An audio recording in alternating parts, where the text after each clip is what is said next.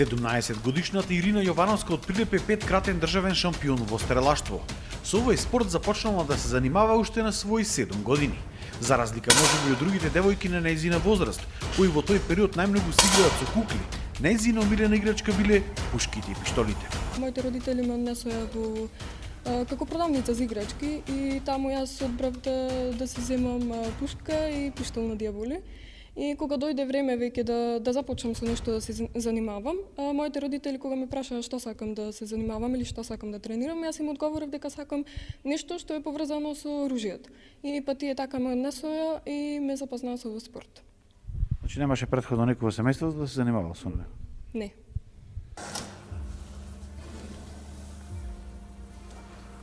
Прво започнала да се надпреварува во националната програма, за да добие можност потоа да се надпреварува и во меѓународната програма, односно да излегува и на меѓународни надпревари. Но за тоа на Ирина и беше потребна и професионална пушка, која и покрај сите огромни успеси, државата немаше желба да ја набави. Оваа пушка и ја купил анонимен донатор од САД после прилозите кои што ги направивме на оваа тема во 2018 година. За овој спорт Јовановска вели дека најпотребна е психичката подготвеност, но исто така и соодветна опрема, како што се пушката и специјалното одело. Многу е важна психолошката состојба, односно колку сме психички ние спремни за да се занимаваме со овој спорт. Бидејќи најважна е концентрацијата тука и треба да сме максимално смирени додека тренираме, исто така и на надпреварите. Многу е важно да го држиме целиот надпревар со ист континуитет, односно да сме цело време спремни и цело време психички присутни на надпреварот, за да можеме да го издржиме од почеток па се до крај, за да можеме да го направиме најдобриот резултат.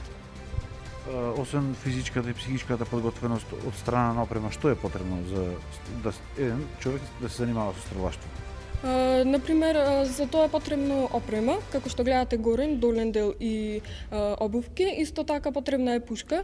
Тоа одело од прилика едно нормално одело со кое што ќе можеш да се надпреваруваш надвор од државата и одело кое ќе биде по твоите мери околу 600 до 700 евра.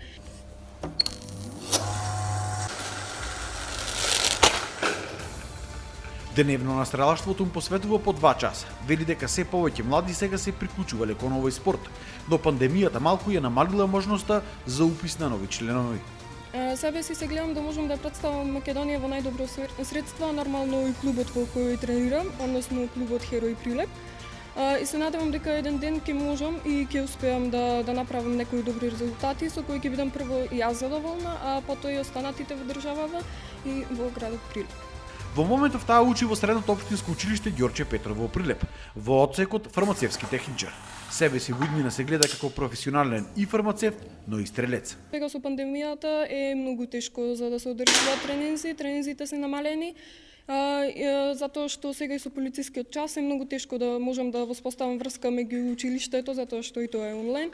Многу е тешко да воспоставам врска помеѓу да го ограничам времето на училиште и тука. И тоа слободно време што го имам и што можам да го користам тука на стрелиште и тоа се околу 2 часа. Јовановска упати една порака до младите.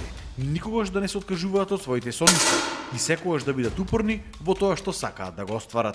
Порака до младите, никогаш да не се откажуваат од своите соништа, каков и сон да е, која и цел да е, секоја цел може да се оствари, само е потребна желба и голем напор и голем труд и да се посвети голем дел од своето слободно време на тоа што го сакаме и се што сакаме може да се оствари.